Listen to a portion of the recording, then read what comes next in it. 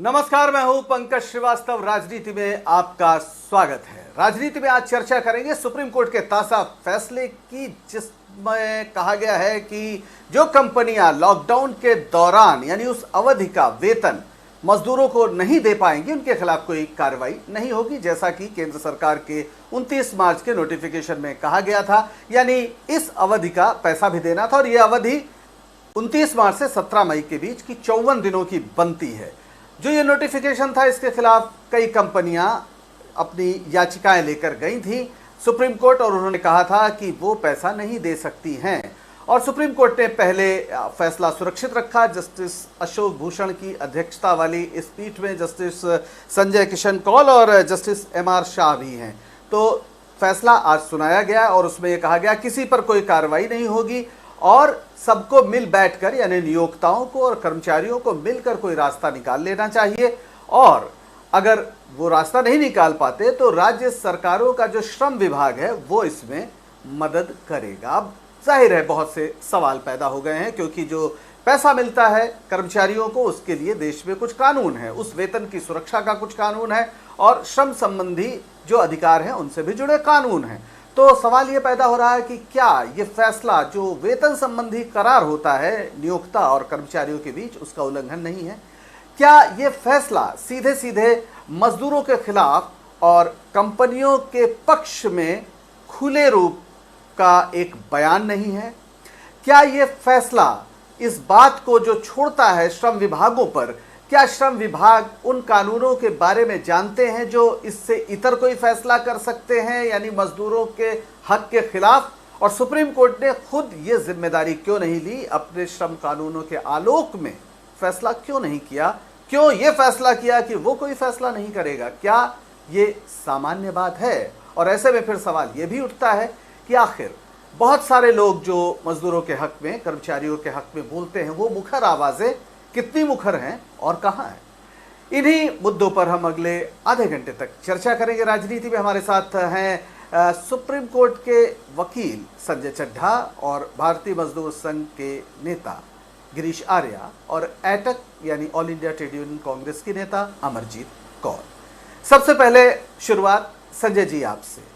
ये जो फैसला आया है, क्या इस देश का जो मजदूर है, जो अपने खून पसीने से मेहनत करके पूंजी का निर्माण करता है और उसका एक बहुत छोटा सा हिस्सा वेतन के रूप में उसे मिलता है, क्या आज हम इस स्थिति में हैं कि ये जो सदियों के संघर्ष के बाद अर्जित कानून थे, सुप्रीम कोर्ट उसका भी झंडा बुलंद नहीं कर रहा, कह रहा कि आपस में मिलकर फैसला कर लीजिए? फिर कोर्ट का मतलब क्या रह गया? देखिए, जहां तक बात है इस पर्टिकुलर एस्पेक्ट की कि क्या आज निर्णय हुआ, और सुप्रीम कोर्ट ने सिंपली ये कह दिया कि ये ड्यूटी है कि आप लोग, क्योंकि ये एक आपातकाल स्थिति है, इसमें आप एक निर्णय जो है इस चीज का वो ऐसे लीजिए कि आप नेगोशिएट कर लीजिए, और अगर आप जो कंपनियां हैं वो नेगोशिएट नहीं कर पाती हैं तो वो प्राय उनको ये करना होगा कि आप जाइए और जो वहां की राज्य सरकार, क्योंकि जो लीगल प्रोविजन है वो ये बताते हैं कि आप जाइए और जो स्टेट का लेबर डिपार्टमेंट है उसकी मदद लेते हुए आप उन करने का प्रयास करिए, नेगोशिएट करिए, नेगोशिएशन से, क्योंकि कई बातें उठी। मतलब मैं इस जब निर्णय के विषय में मैं थोड़ा सा अध्ययन कर रहा था तो मैंने ये कहा कि मैंने ये सोचा, और ये बातें जो सामने आई कोर्ट में ये भी कहा गया, जस्टिस अशोक भूषण जी ने ये कहा कि आप ये बताइए कि आपने ये ऑर्डर तो पास कर दिया 29 मार्च का, क्या अगर वो जो एम्प्लॉयर है, कंपनी है, वो उस ऑर्डर को फॉलो ना करे तो आप क्या कीजिएगा? क्या होगा अगर आप मतलब क्या आप उनके खिलाफ प्यूनिटिव एक्शन ले सकते हैं? एक ओर से ये बात उठी, और दूसरी ओर से ये भी बात उठी कि ESIC का फंड है, ESIC का तकरीबन 90,000 करोड़ रुपए पड़े हैं, उसका क्या हुआ? वो वहां से दे दीजिए फंड, पैसा अगर देना है। 20 लाख करोड़ रुपए का आप प्रोटेक्शन दे रहे हैं सारी कंपनियों, सारे तमाम फील्ड्स को पैकेज लेके गवर्नमेंट आई है। क्या सिर्फ और सिर्फ 30,000 करोड़ रुपए की बात है? आप मिनिमम वेज क्यों नहीं दे देते? सरकार क्यों नहीं दे देती? आपको एक बैलेंस उठा के चलना पड़ेगा। इंदिरा जयसिंह अपीयर हो रही थी, उन्होंने ये बात कही, उन्होंने कहा क्यों नहीं आप इन फंड्स का इस्तेमाल कर लेते? और उन्होंने बल्कि इसमें यहां तक वो चले गए और कहा कोर्ट के आगे तमाम वकीलों ने ये भी कहा कि क्या ये मजदूरों के खिलाफ वर्जी नहीं हो रही है? क्या आप किसी और लोगों को प्रोटेक्शन दे रहे हैं, इंडस्ट्रीज को, तमाम चीजों को? क्यों नहीं आप मिनिमम वेज दे सकते हैं? आपके पास फंड्स पड़े या तो फंड्स ना हो। 20 लाख करोड़ रुपए आप खर्च रहे हैं, उसमें से आप 30,000 करोड़ रुपए बनते हैं और जो सेक्टर है टोटल। फिर बात आई कि चलिए कंपनियां जो हैं वो नॉर्मल अपने उनको दे देंगी। कॉन्ट्रैक्ट लेबर एक बहुत बड़ा आज हमारे सामने, जो कॉन्ट्रैक्ट लेबर पे काम करते हैं उन लोगों का इशू बहुत इंपॉर्टेंट है। उनको कौन पे करेगा? उनको तो कंपनी ना दे तो किसी भी इंडस्ट्रियल डिस्प्यूट एक्ट में आप नहीं कर सकते उनके खिलाफ केस। कुल मिला के संजय जी, ये कुल मिला के आप जो बता रहे हैं वो इतना तो साफ है कि सारी दलीलों के बावजूद सुप्रीम कोर्ट ने कि फैसला किया कि वो कोई फैसला नहीं करेगा, और शायद सबसे बड़ी चिंता की बात यही है। और एक सवाल और है, और वो ये है, गिरीश जी आपसे पूछूंगा कि क्या मार्च आते ही, तुरंत लॉकडाउन का ऐलान होते ही सभी कंपनियां घाटे में चली गईं? यानी अब तक जो उसके पास पैसा है, जैसे ही लॉकडाउन घोषित हुआ वो सारा पैसा गायब हो गया और उनके पास मजदूरों को देने के लिए कुछ नहीं है।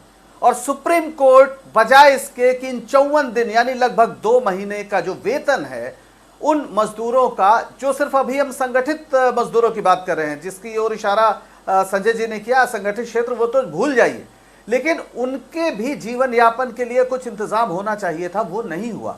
आप बीएमएस से जुड़े हैं, आप बताएं कि इस पर आपकी प्रतिक्रिया क्या है?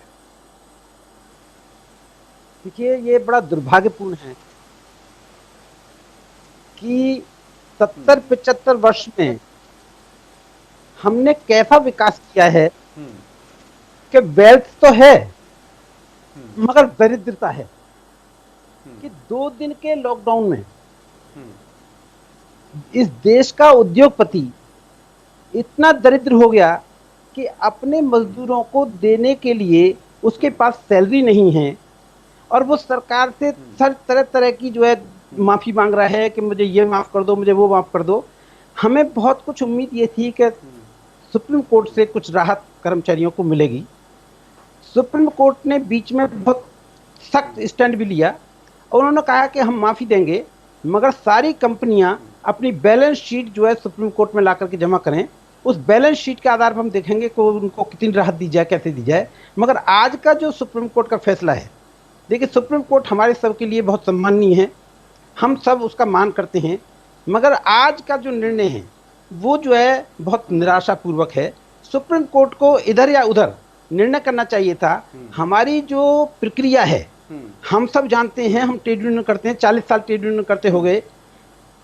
हमारी प्रक्रिया इतनी लंबी है, अगर कोई श्रम विभाग में एक केस चला जाता है उसका डिस्पोजल होते होते 20 साल लग जाते हैं।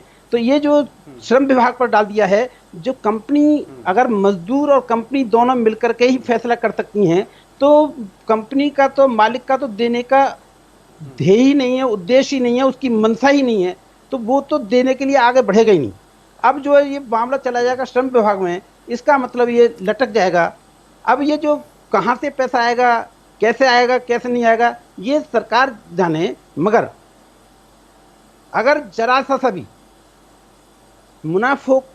मुनाफाखोरी जो करते अभी तक आ रहे थे उद्योगपति, तरह तरह की जो कर रहे थे और आज जो बहानेबाजी कर रहे हैं, अगर उनके अंदर जरा भी नैतिकता है तो इन मजदूरों का लॉकडाउन का पैसा उनको देना चाहिए। और यदि वो नहीं देते हैं तो मैं आपको ये बता रहा हूं, सवाल आप नैतिकता को उठा रहे हैं, लेकिन सवाल कानून का और सवाल नियत का भी है। गिरीश जी, हम पूछते हैं सीधे अमरजीत जी से। अमरजीत जी, ये जो फैसला आया है, आप लोग लगातार ये सवाल उठाते हैं कि दरअसल जो लोकतांत्रिक संस्थाएं हैं उनका भी एक वर्ग चरित्र होता है, तो क्या आज जो सुप्रीम कोर्ट का फैसला है उसका वर्ग चरित्र भी कुछ इस तरह से खुलकर आया है कि जहां मजदूरों को बहुत उम्मीद नहीं हो सकती? और दूसरी बात यह है कि क्या सरकार ने ये मौका दिया है, जो नोटिफिकेशन निकाला उसमें भी कोई दंडात्मक कार्रवाई की बात नहीं थी, जो कहा गया था कि आप बैलेंस शीट देखने की बात, उस पर भी कोई बहुत बात नहीं आई है, तो क्या कहीं सरकार तो सुप्रीम कोर्ट की आड़ में वो नहीं करना चाहती है दरअसल जो वो कर रही है? अभी ये जो कहा गया कि फैसला जो है ना इधर हुआ ना उधर हुआ, इधर हुआ ना उधर हुआ नहीं है, फैसला उधर ही हुआ है, यानी मालिकों के हक में हुआ है। दूसरी बात जो मैं इसमें कहना चाहती हूँ, जिसका आपने भी जिक्र किया है और पहले वक्ता ने भी, कि बैलेंस शीट सुप्रीम कोर्ट ने मांगी, उसके ऊपर आज चर्चा नहीं हुआ। तीसरी बात जो मैं कहना चाहती हूँ कि सरकार का जहां तक प्रश्न है, हमारे सहयोगी साथी कह रहे हैं कि ट्रेड यूनियंस में मैंने काम किया है और सरकार तो चाह रही थी हो। अगर सरकार चाहती होती तो सरकार ने फिर वापस क्यों ले लिया सुप्रीम कोर्ट में अपना ऑर्डर? जो ऑर्डर था जिसके खिलाफ ये मालिक लोग सुप्रीम कोर्ट में आए, सरकार ने अपने उस ऑर्डर को ही वापस ले लिया। तो सरकार की मंशा बिल्कुल साफ थी। अब तो हमें ये भी लगता है कि उन्हीं की शय के ऊपर ये सुप्रीम कोर्ट आई थी कंपनियां, और अब सुप्रीम कोर्ट ने इसका संज्ञान लेते हुए जो जो बातें कही उन बातों से पीछे हट गए और अब सीधा सीधा एक तरफा फैसला, मैं ये कहूंगी, उन्होंने दिया है। तीसरी बात जो मैं ये कहना चाह रही हूँ कि ये बहुत ही मुश्किल से कानून हासिल किए गए हैं। 150 वर्षों की संघर्ष है जिसको लेकर के कानून हासिल किए गए हैं। और अब ये कहना कि आप चले जाइए राज्यों के अंदर और लेबर डिपार्टमेंट्स में, तो 3 राज्य तो 3 साल के लिए सारे कानून ही निरस्त कर रहे हैं, तो आप किसके पास जाने वाले हैं? और उसके साथ साथ बहुत से और कानूनों को ढीला किया जा रहा है और बहुत सारे राज्य उन 3 राज्यों का ही रास्ता अपनाना चाह रहे हैं, जो गुजरात ने लिया है, जो यूपी ने लिया है, जो मध्य प्रदेश ने लिया है। तो हम ये समझते हैं कि कोविड-19 की आड़ में सरकार ने जो श्रम कानूनों पे हमला किया और उनको कमजोर किया, हायर एंड फायर के सिस्टम को लागू किया, उसी डायरेक्शन के अंदर सुप्रीम कोर्ट का फैसला ये फिर से मालिकों के हक में जाता है। और अभी भी सरकार चाहे तो निर्णय लेकर के, अभी भी जो उन्होंने निर्णय लिया था, ये 2 लेवल पे हुआ था। एक एमएचए की तरफ से, मिनिस्ट्री ऑफ होम अफेयर्स की तरफ से ऑर्डर निकाला गया था, दूसरा उससे पहले लेबर मिनिस्ट्री ने एडवाइजरी भेजी थी। तो अभी एमएचए ने अपना ऑर्डर वापस लिया है, लेकिन लेबर मिनिस्ट्री तो नहीं गई है कोर्ट के अंदर ये कहने के लिए कि हमने अपनी एडवाइजरी वापस ले ली।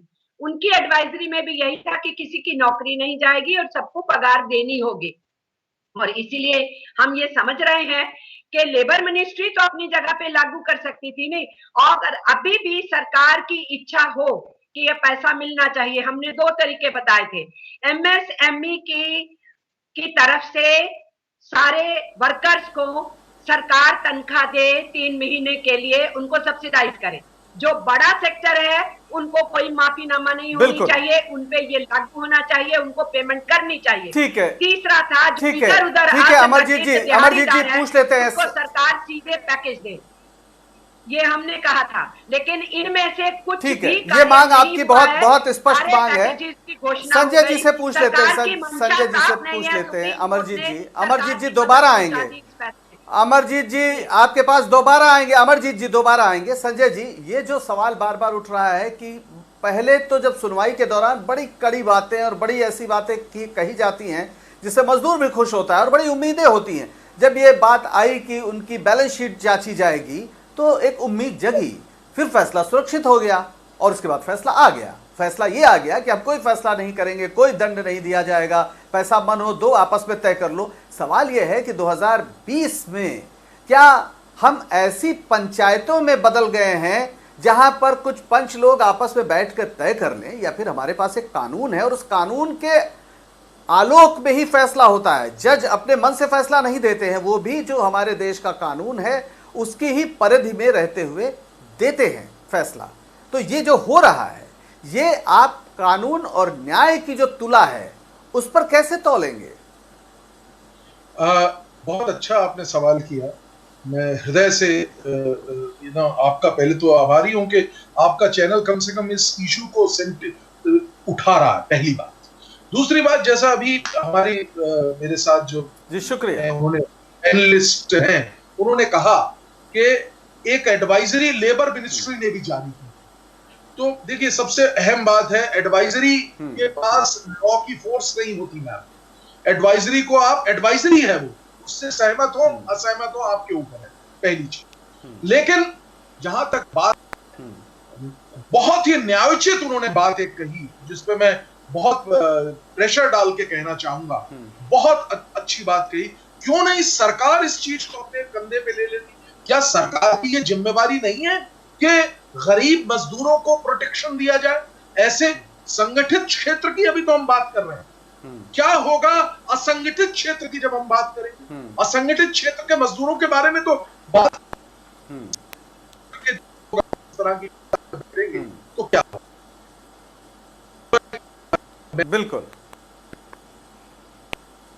बिल्कुल। आपकी आवाज थोड़ा सा कुछ कट रही है संजय जी, हम आएंगे आपके पास। तो अभी तो संगठित क्षेत्र का ही मसला है, जो असंगठित क्षेत्र है उसके बारे में तो कोई बात ही अभी फिलहाल नहीं हुई। और जो 50 करोड़ से ज्यादा है ऐसा कहा जाता है, बहरहाल पूरे देश की व्यवस्था इन्हीं के कंधों पर है। लेकिन जब संकट आया है तो शायद इन्हीं कंधों को सबसे ज्यादा तकलीफ देने की पूरी सिस्टम में हमें एक तेवर उसका इसी रूप में नजर आता है। गिरीश आर्या जी, सरकार आखिर खुद आगे बढ़ के कोई फैसला क्यों नहीं करती है?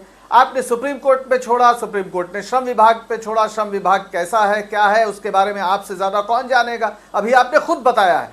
क्या आपको नहीं लगता कि सरकार दरअसल इस पूरे कानूनी पेच में अदालत की जो मैं इसे धोखे की टट्टी कहूं अगर मुहावरे में तो गलत नहीं होगा, इसकी आड़ में दरअसल सरकार अपना चेहरा छिपा रही है? अन्यथा वो आगे बढ़कर सीधे इमरजेंसी हालात की घोषणा कर सकती है। वो कह सकती है कि आपको पैसा देना पड़ेगा और अगर आप नहीं दे सकते, आपकी बैलेंस शीट ऐसी अनुमति नहीं देती है, तो फिर सरकार देगी। सरकार होती किस लिए, किस दिन के लिए सरकार होती है? गिरीश जी देखिए, आपने ठीक कहा, सरकार को अपना काम करना ही चाहिए और अपनी जिम्मेदारी से नहीं भागना चाहिए। मगर प्रश्न यहाँ होता है कि जिन लोगों के लिए उन्होंने मजदूरों ने काम किया, उनको इतना क्लीन चिट जो है कैसे दी जा सकती है, उनको कैसे मुक्त किया जा सकता है कि वो जो है इतने सालों से काम कर रहे हैं, इतने दिन की कमाई जो उन्होंने रखी थी, क्या ये 2 दिन के अंदर दरिद्र हो गए, भिखारी हो गए? इनकी जिम्मेदारी से कैसे मुक्त किया जा सकता है? सरकार को निश्चित रूप से, सरकार के पास कुछ ऐसा भी नहीं है कि जो दंडात्मक कार्रवाई कर सके, मगर यदि ये नहीं करते हैं तो हम ये मांग करते हैं कि सरकार किसी भी मद में से पैसा निकाल करके किसी भी तरह से करके, हमें कोई मतलब नहीं है, उसको मालिक दे, सरकार दे, सुप्रीम कोर्ट दे। सबसे ज्यादा निराशा सुप्रीम कोर्ट से हुई है कि सुप्रीम कोर्ट को ये मामला पंचायत में नहीं फेंकना चाहिए था, चाहे इधर करते या उधर करते। उन्होंने जो फेंका है, मैं सहमत करता हूं इस बात के लिए, ये उद्योगपतियों के पक्ष में फैसला गया है। मगर ये बात बड़ी विचारणीय है कि अभी जो है मेरी बहन बोल रही थी कि सरकार, सुप्रीम कोर्ट और मालिक तीनों मिल गए। मेरे को इसमें थोड़ा सा ये है कि हम अपने सुप्रीम कोर्ट को, चाहे उसने निर्णय गलत दिया या सही दिया है, ठीक है, अगर आप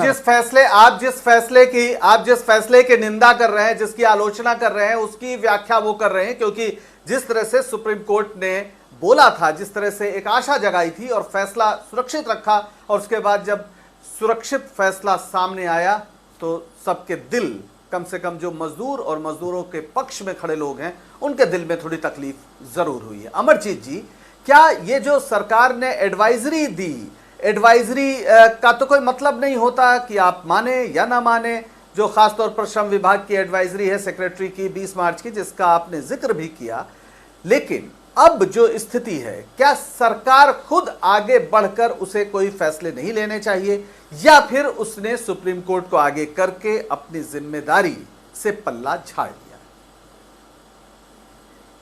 देखिए, किसी को अच्छा लगे या बुरा लगे, मैं फिर ये कहूंगी कि सुप्रीम कोर्ट का इस तरीके का निर्णय आने के पीछे, उस केस को वहां भेजने में, मैं अभी भी कहूंगी, मुझे अभी भी इस बात का शुभा है कि उनको एनकरेज करके कोर्ट भेज के वो एक रास्ता ढूंढा गया। नहीं तो सरकार ने अपनी ही 29 मार्च के फैसले को, ऑर्डर को वापस क्यों ले लिया सुप्रीम कोर्ट की अगली सुनवाई से पहले?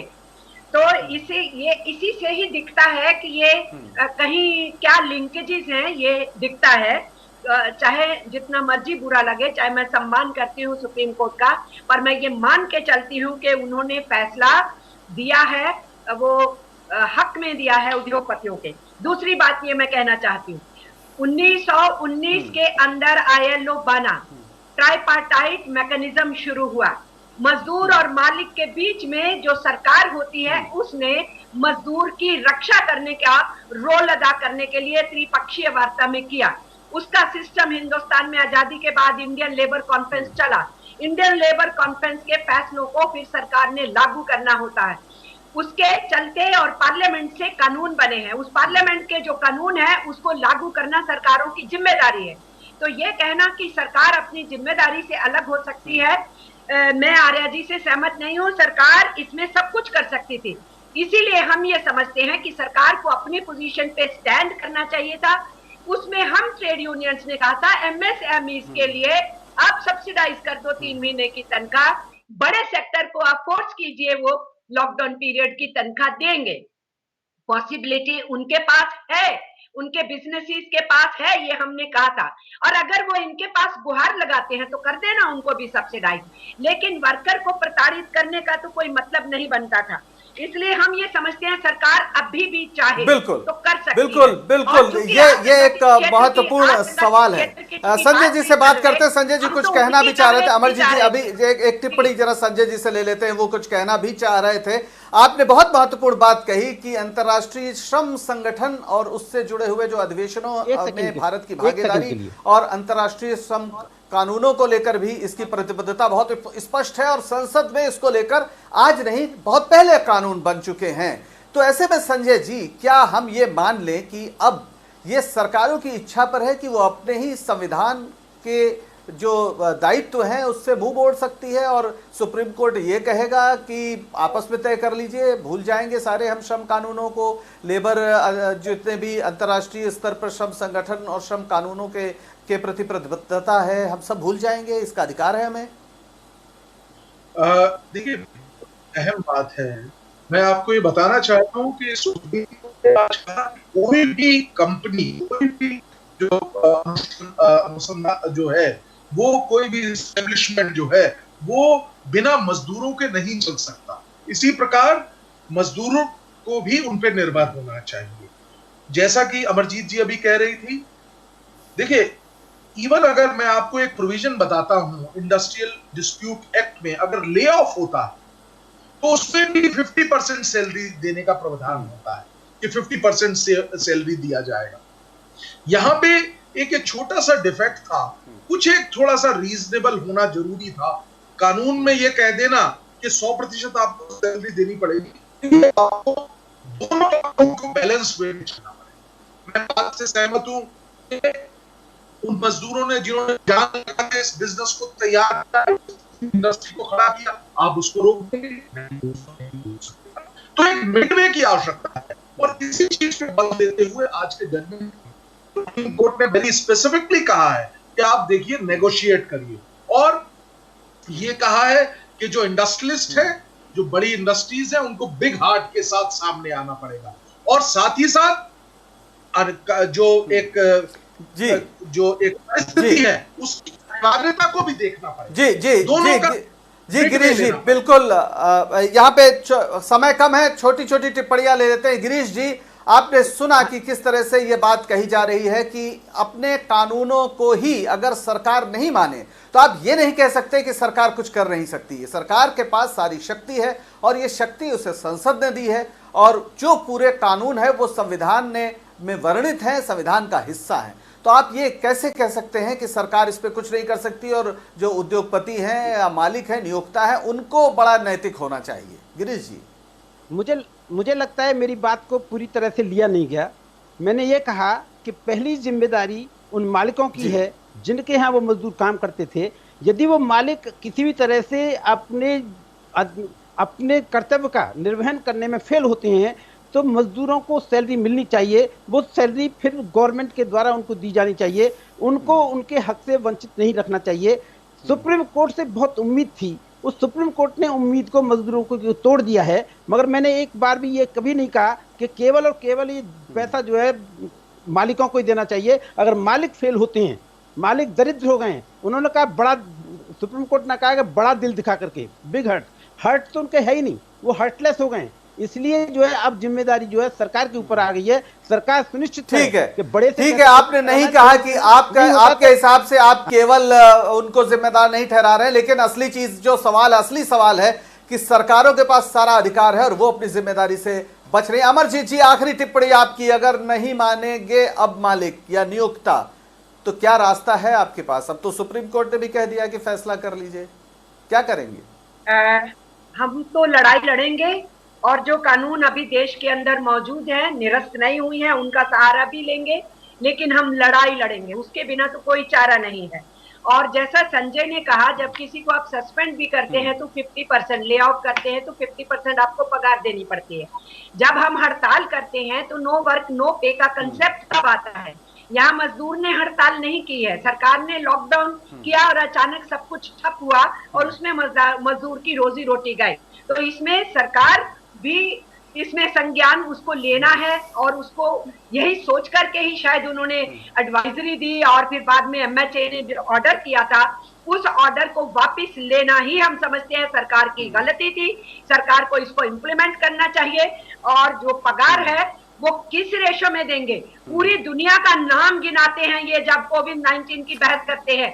दूसरे देशों की सरकारों ने 80% दिया पैकेज अपनी तरफ से लोगों को जो है भत्ता देने के लिए जिनका रोजगार चला गया। आज भी मैं कहूंगी कि सरकार बिल्कुल समय कम है। अमरजीत जी, आपके लड़ने के हौसले का हम सलाम करते हैं। बिल्कुल आपका लड़ाई करना आपका जायज हक है कि आप मजदूरों की आवाज उठाएं, और ये सबसे बड़ा सवाल लेकिन ये है कि कानून जो पहले से मौजूद हैं उसको बचाने के लिए लड़ाई लड़नी पड़ेगी, उसको लागू करने के लिए लड़ाई लड़नी पड़ेगी। जिस कानून को लागू करने के लिए संविधान की शपथ लेकर देश में कोई सरकार बनती है, अगर उन्हीं को लागू कराने के लिए लोगों को सड़क पे उतरना पड़े तो फिर सवाल यही है कि सरकार है क्यों और किसके लिए है। और एक बात तो शाश्वत सत्य है कि अगर इंसाफ नहीं होगा तो अमन भी मुमकिन नहीं है। आप सबका शुक्रिया इस परिचर्चा में शामिल होने के लिए। राजनीति में बस आज इतना ही। मुझे दीजिए इजाजत और बने रहिए स्वराज एक्सप्रेस के साथ। नमस्कार।